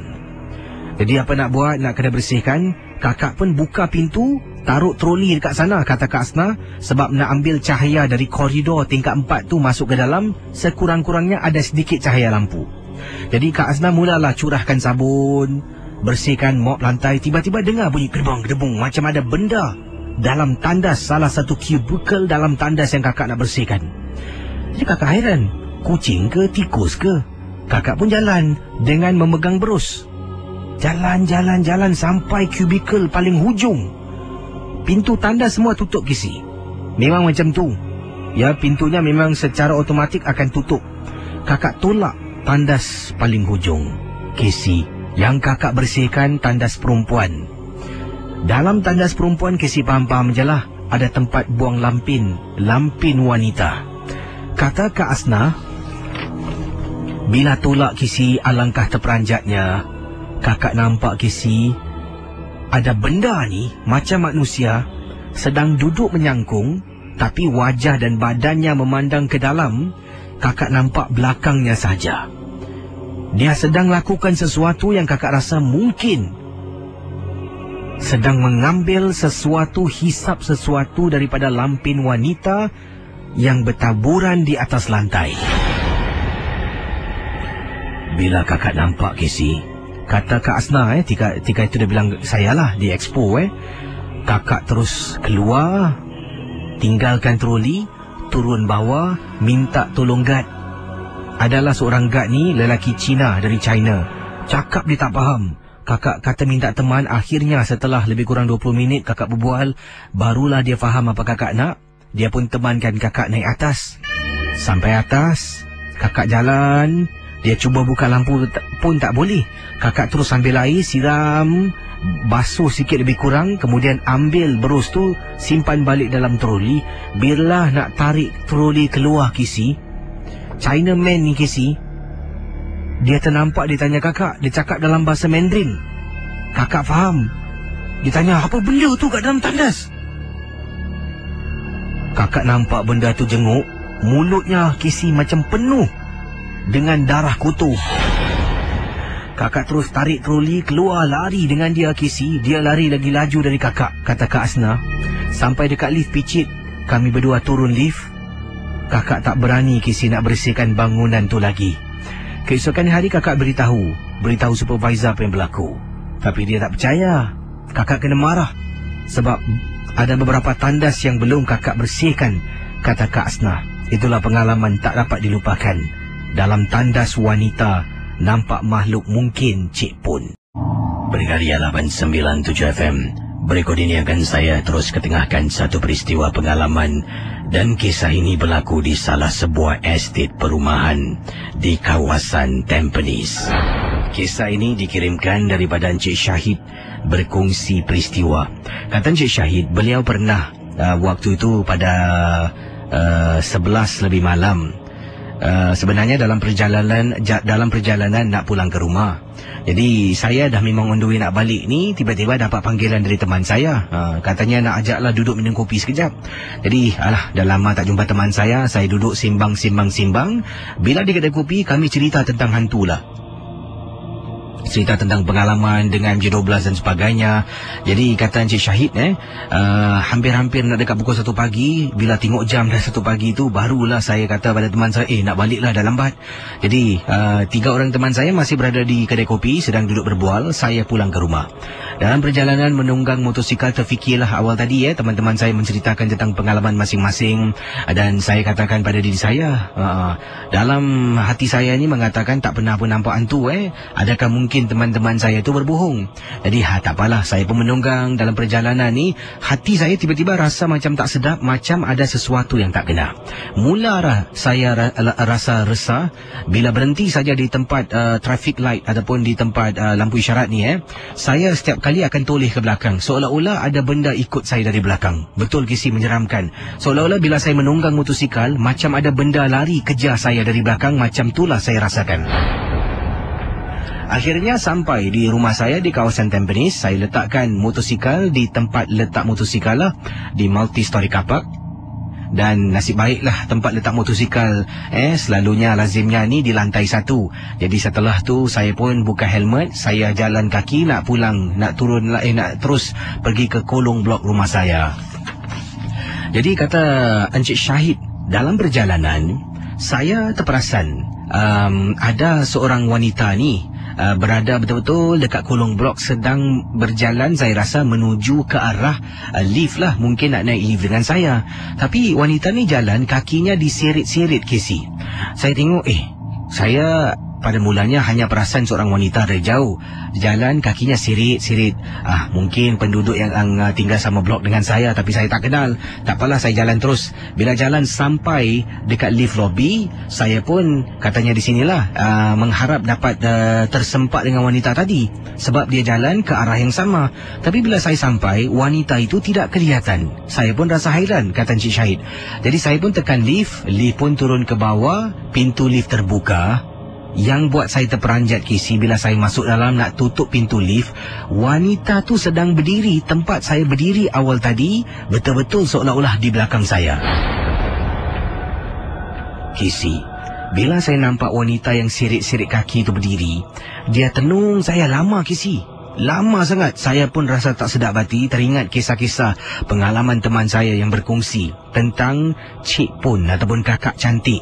Dengan segera tekan rumah saya tingkat 6, pintu lift tertutup. Dalam perjalanan lift naik atas, saya komat kamit kisi baca Al-Fatihah. Berulang kali, dah habis saya ulang, dah habis saya ulang. Bila saya keluar dari lift, benda yang paling menakutkan berlaku kisi. Hairan kisi, wanita tu tadi jalan sirit kaki dan jalan dengan perlahan. Saya ni jalan laju. Hairan, lift sampai tingkat 6. Sebelum lift sampai, pintu terbuka, saya nampak wanita yang sama sedang berdiri dekat tepi tangga di lantai 6 rumah saya. Bila saya nampak, kata syahid, mulut saya baca kisi Al-Fatihah tak henti-henti. Saya jalan sambil mata saya buka sedikit saja. Tangan sebelah kanan saya pegang tembok, pegang tepi tembok tu jalan, takut-takut terlanggar pasu. Kemudian bila dah lepas depan tangga, saya lari dan sebut bismillah berkali-kali sampai depan pintu rumah. Bila saya sedang mencari kunci, hairan kisi, bila dalam keadaan kecemasan, kunci yang senang untuk dijumpa, tempat yang sama saya letakkan, seolah-olah macam susah nak cari. Akhirnya bila jumpa kunci, saya buka pintu, saya masuk dalam, baru nak jejakkan kaki. Dari jauh, jaraknya lebih kurang dalam 30-40 meter kisi. Wanita yang seret kaki tadi, seolah-olah sekarang ini berlari mengejar saya.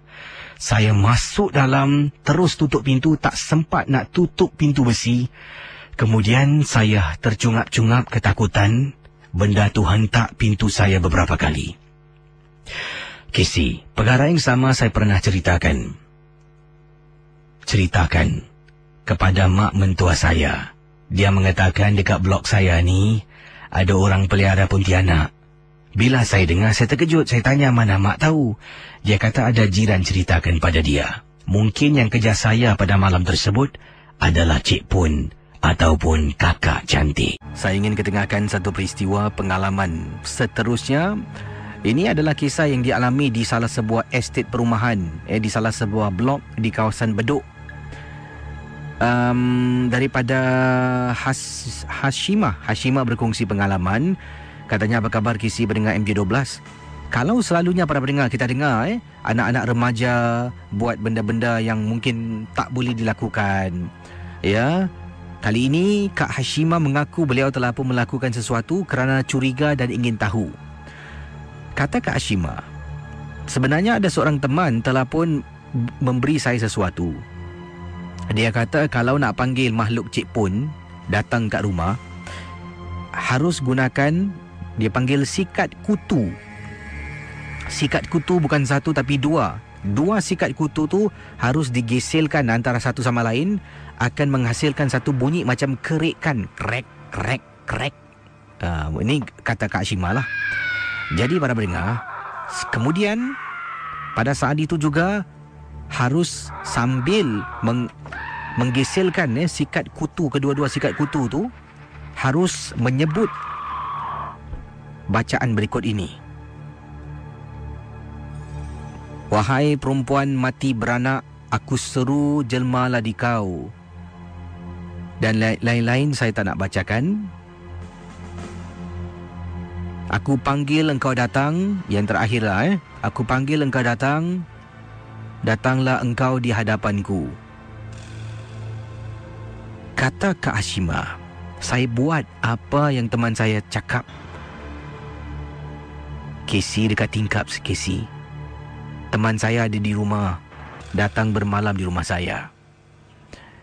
Ambil sikat tu dekat tingkat dapur. Tengok tak dapat benda, kawan dengan kakak ketawa terbahak-bahak.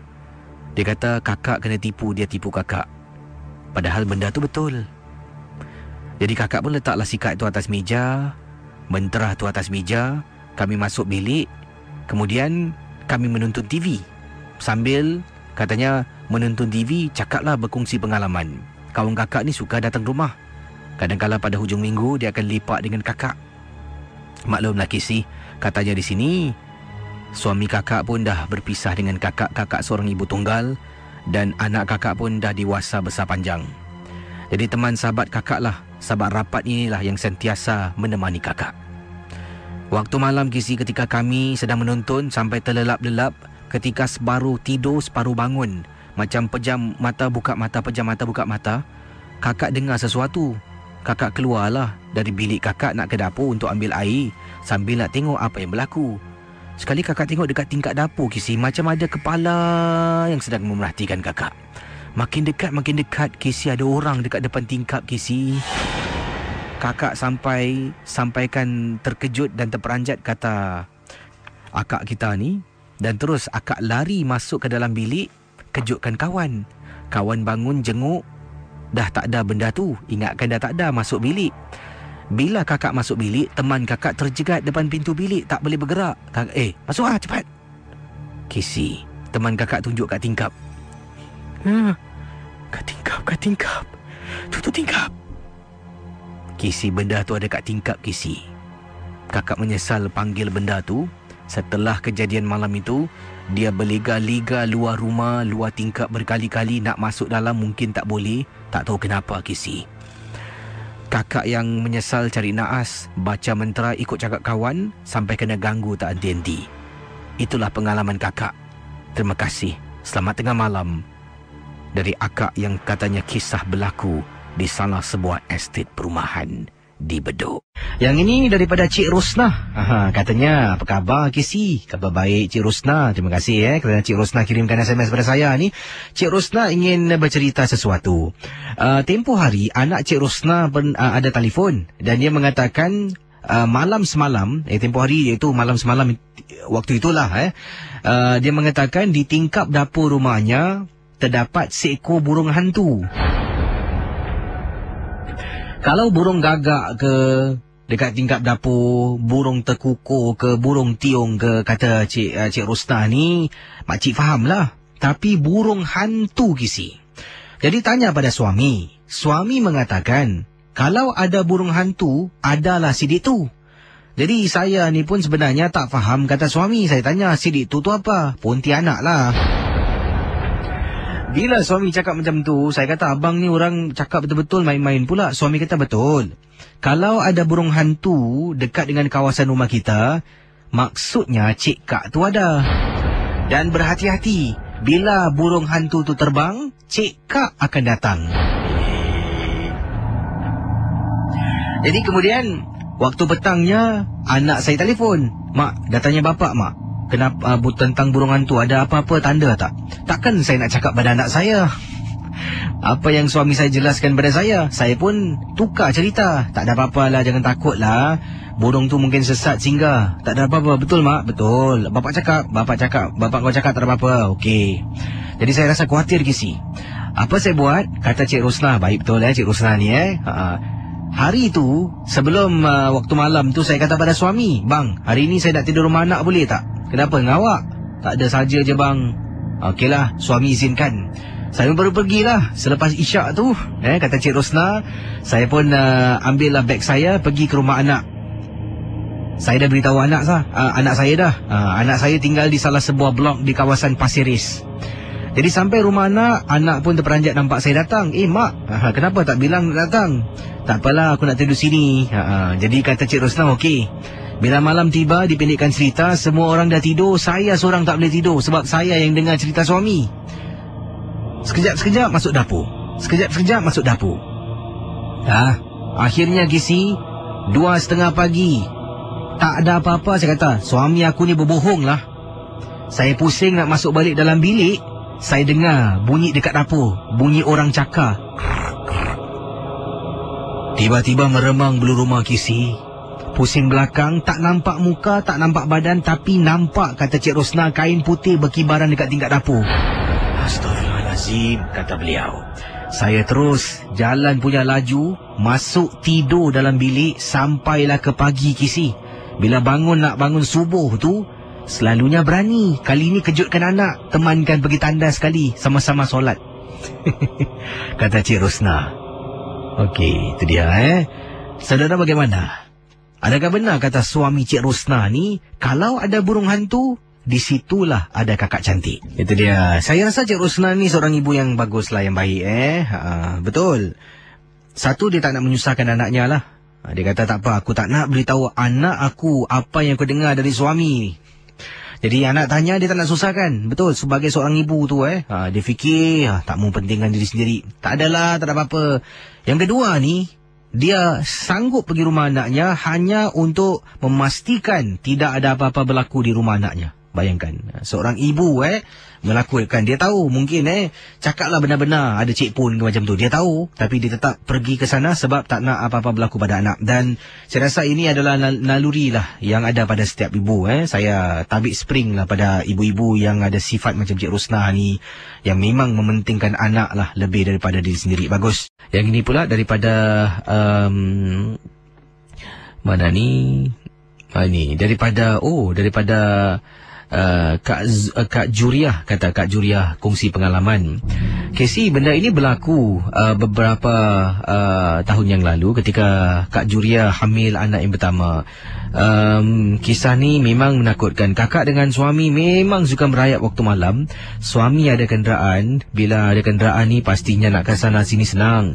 Antara kita akan lakukan adalah merayap lah, makan di waktu malam lah. Kadang-kadang late night supper, maklumlah suami kakak home base office. Jadi hari-hari kita akan bersama dalam rumah dan suka merayap. Kisah yang Kak Juriah nak ketengahkan, waktu tu kakak baru dapat berita yang kakak hamil 3 minggu. Dan bila dapat berita tu, setelah hampir 5 tahun berumah tangga, barulah dikurniakan zuriat. Kakak memang bersyukur sangat-sangat. Tapi berita ini, berita 3 minggu hamil, kakak tak beritahu ibu, tidak beritahu sesiapa pun, hanya kakak dengan suami. Sebab apa, Casey? Kakak tak nak kecoh-kecoh, takut nanti zuriat ini katanya rezeki tak kesampaian, nanti kakak sedih, orang tahu nanti dah satu masalah. Jadi kakak pilih waktu untuk beritahu ahli keluarga yang lain lah, kata Kak Juriah. Jadi bila masuk dah ke 1 bulan ni hamil, sebelum tu daripada kakak tahu sampailah dah 1 bulan ni, kakak merayap lah sana sini keluar malam. Sampaikan satu hari ni suami tegur, awak hamil kan? Tak patutlah kita keluar malam-malam. Jadi kakak kata, bang, tak ada apa-apa lah bang, saya dah hamil 3 bulan ni, dah masuk sebulan, tak pernah kena apa-apa pun. Itu semua pendapat orang-orang lama. Dia tak nak anak keluar malam sebab dulu berbahaya, sekarang ni bandar penuh dengan lampu. Suami fikir balik, okey lah, jadi malam tu kita keluar. Kita telah pun pergi makan kita pergi ke Changi untuk makan nasi lemak. Jadi setelah makan malam, kakak dengan suami pun pergi ke kapak tempat letak kereta untuk pulang ke rumah. Dalam perjalanan, entah macam mana, suami kakak ni pula boleh lalu dekat tepi Hospital Lama Changi. Kami tak masuk dalam, cuma lalu tepi je. Bila lalu tepi, sampai dekat sana tu, Casey. Bila lalu tepi, kalau mungkin ada para pendengar pernah lalu dekat kawasan tu, di situ ada satu tempat untuk jemberang jalan. Jadi bila suami nak belok kiri, tiba-tiba ada orang ni, seorang perempuan sedang jalan sambil dokong bayi. Tapi Casey, dia jalan nak jemberang jalan tu pelan sangat, kata Kak Juriah. Jadi tiba-tiba tengah-tengah jalan dia berhenti. Bila dia berhenti, dia pusing kepala tengok kakak dengan suami. Dia punya senyum melerit, Casey. Kakak dengan suami terperanjat, meremang bulu roma, kata Kak Juriah. Kakak kata suami, Bang, kenapa bang tengok kita macam tu bang? Awak jangan fikir bukan. Tengok lain. Suami kakak nak cuba kawal keadaan. Dia tak nak kasih kakak takut. Dia suruh kakak tengok lain. Kakak tengok bawah, mulut komat kamit Casey baca. Dan kakak dapat rasakan benda tu diri lama. Sampaikan suami kena gustankan kereta, buat pusingan U-turn dan jalan balik dekat kawasan lain. Casey, malam kakak tak boleh tidur. Tingkap bilik kakak diketuk beberapa kali, Casey. Dengar orang bersuara, macam menangis pun ada, ketuk-ketuk tingkap bilik. Kakak hanya boleh tidur rapat-rapat dengan suami ketakutan.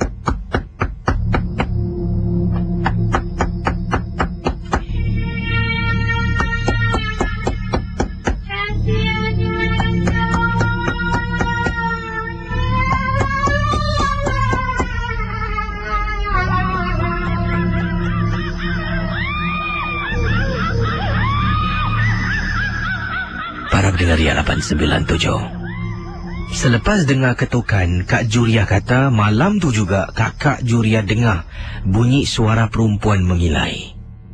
Suami pula tegur. Kalau tadi suaminya kata perempuan hamil tak boleh keluar malam kan, ingat tak? Isteri tak percaya. Kali ini kata Kak Julia saya percaya, Casey.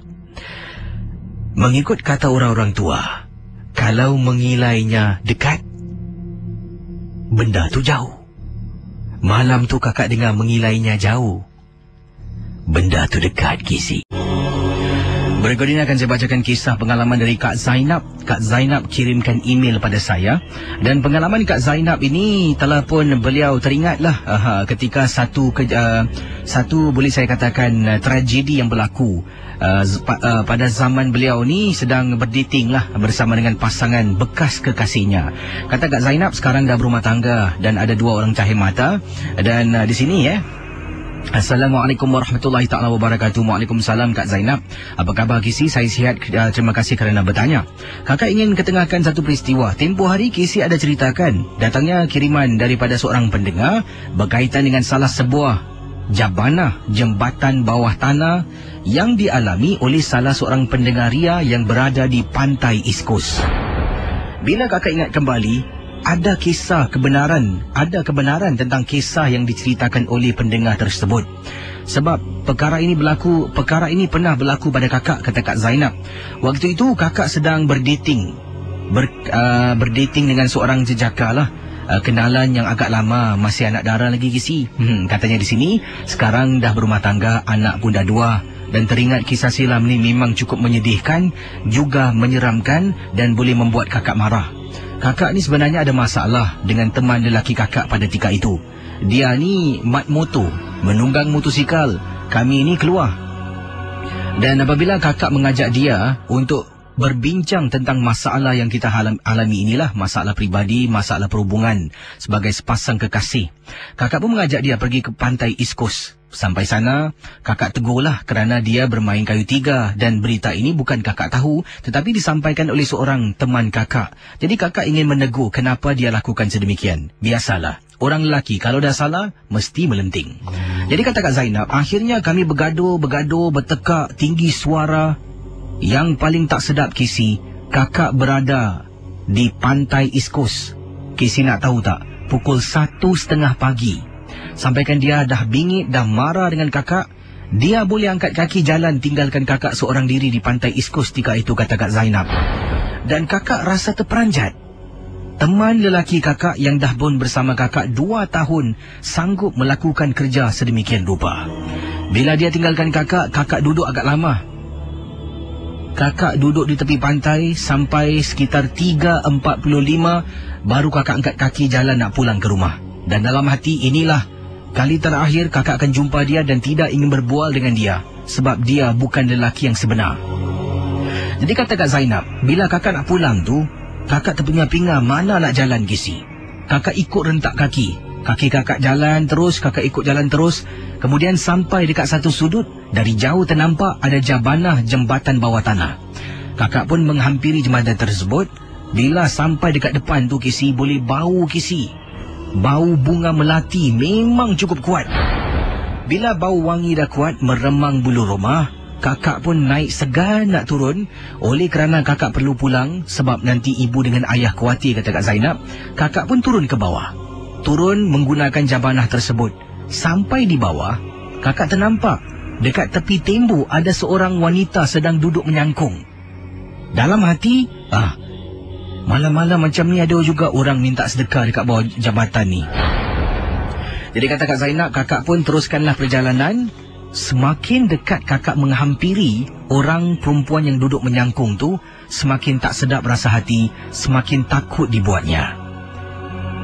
Casey, jaraknya lebih kurang 10 meter daripada mana kakak berdiri. Tiba-tiba kakak boleh berhenti. Dan bila tenung benda tu, kakak perasan Casey, ada sesuatu yang tak kena. Kemudian dia toleh tengok kakak, dia senyum. Kakak punyalah takut Casey.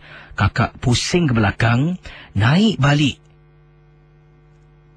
ke atas, tinggalkan kawasan itu, kemudian cari jalan yang lain. Tak tahulah Casey, yang kakak nampak tu manusia ataupun sebaliknya. Tapi kisah yang kakak alami sama macam kisah pendengar yang pernah ceritakan beberapa hari yang lalu. Tolong ketengahkan pengalaman kakak Casey. Terima kasih. Dari Kak Zainab, peminat setia Misteri Jam 12. Okey, itu dia macam-macam kisah, pengalaman-pengalaman pendengar-pendengar kita ni. Kak Zainab berkongsi apa anda rasa tentang pasangan kekasih Kak Zainab tu. Bergaduh tinggalkan orang tu, macam mana? Hairan. Baik, Jabanah yang dimaksudkan adalah di salah sebuah jabatan bawah tanah di pantai East Coast. Dan kisah ini dua pernah saya ceritakan sebelum ini. Dan ini yang kedua lah kisah yang agak serupa. Yang ini daripada siapa ni? Azlan kata, bro Kisi, apa khabar? Baik, tadi ada cerita tentang jabatan bawah tanah di East Coast bro. 2 hari lepas gua baru cek tempat tu dengan members lah katanya di sini, dengan members gua. Gua berbual katanya memang cukup menyeramkan, dan di sana ada memang pokok yang ada mengeluarkan bau wangi, tapi tak pasti pohon apa. Bila berdiri kat sana boleh bau wangi dia semacam Kisi, sampaikan member gua dengan gua pun rasa tak sedap, tak berani nak turun sebab kita riding, kita hanya letakkan motosikal di tepi jalan nak check it out the place. Adakah betul dekat dengan longkang nombor ... ini, tolong pastikan. Oh, saya tak boleh pastikan lah. Kalau betul-betul lah, kalau salah tak apalah cuba cari lagi.